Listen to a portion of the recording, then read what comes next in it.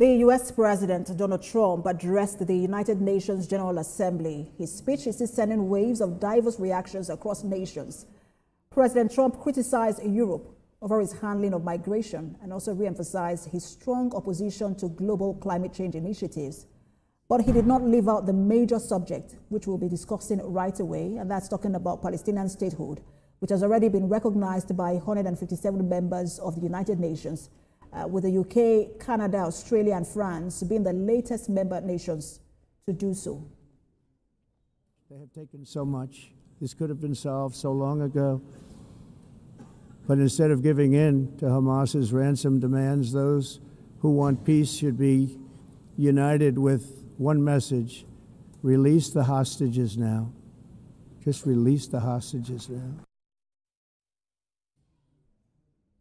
And joining me from Nairobi, Kenya, to discuss President Trump's position and his speech, as well as what Africa stands to gain from the United Nations General Assembly this year, is Charles Nyakombo. He is the director of Suvira Africa. Good to have you join us, Charles.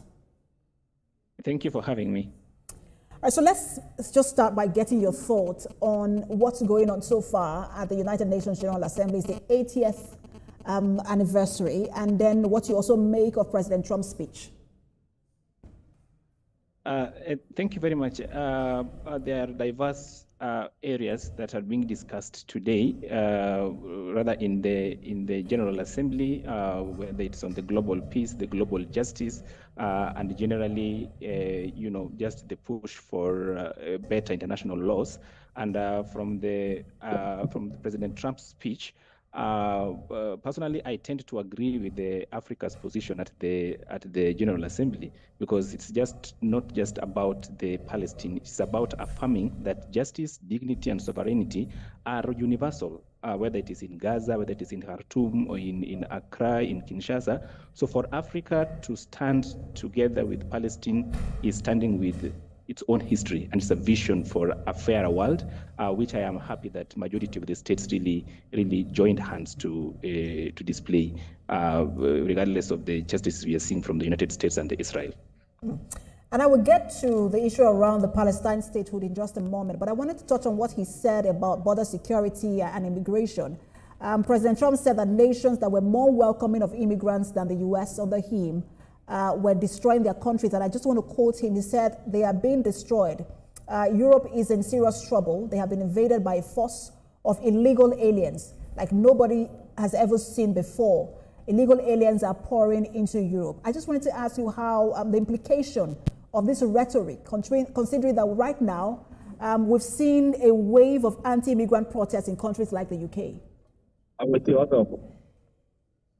Okay, one of the things, I think one of the things that we have to agree that is that we may have different races, we may have different languages, we may have from different countries, but we are human. So people do not leave their countries at will.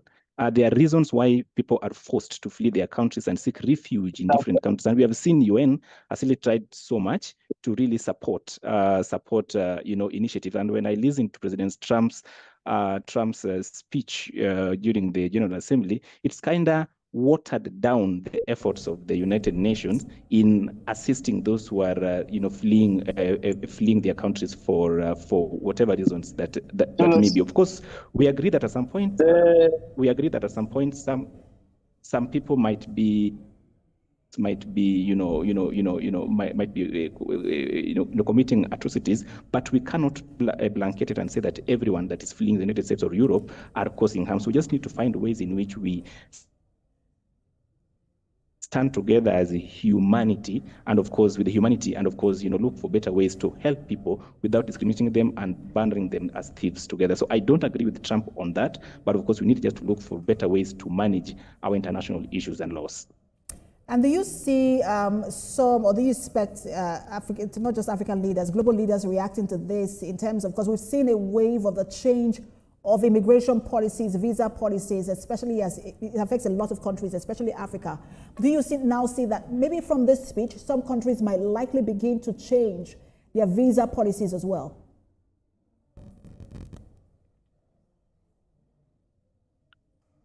Now, it places Africa in a very fragile state, because Africa is one of the countries that is one of the continents that really gets a lot of impact when it comes to war, because of our fragility when it comes to managing our politics, managing our economy. So it calls for a more paradigm shifts and overturn change of overturn window on how then we also as Africans should also better manage our internal affairs, so that we reduce the the issues of refugees and people leaving the continent to seek refuge in Europe and the United States. So it calls for more vigilance for Africa, and of course also looking into our international policies to fit the need for our local people and come up with solutions that are coherent to Africa's reality. And one of the things that I think he said that some people might say was really spot on was the idea that if Europe wants to see an end to the war, the Russia-Ukraine war, they need to stop buying or doing business with Russia, especially buying Russian oil. Do you agree with that sentiment, that it's sort of hypocritical to keep doing business with Russia and expecting the U.S. To put more sanctions on Russia? That is also a tricky balance, because there is interdependencies between different states. The issues of trade, there are things that are totally, even if we disagree on the political front, but of course, from the economic side, we may need to, to get oil, we may need to get different resources. We depending on we depend on security, we depend on different areas. So if we look at it from the aspect that, countries should also look for the autonomy, then of course, then we deprive, we are going to have a lot of issues around exchange of goods, because when we start maybe segmenting Russia or having different countries and saying that these should not be doing trade with this, then of course, then other countries will also implement the same. Then at the end of the day, we are going to have more chaos economically and politically. Then we are not going to solve the real issues. I think the main thing that needs to be looked into is that what is causing these wars? Then how then can we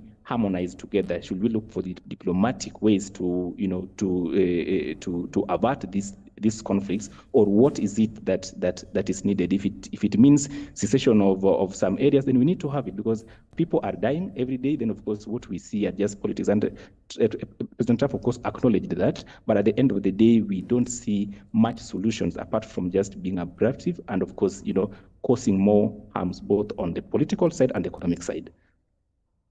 All right, so Charles, I'm going to put you on hold as we take a break now. When we return, we'll talk more on the Palestinian statehood and then Africa, being represented at the UNGA. Stay with us, everyone. You're watching What Now?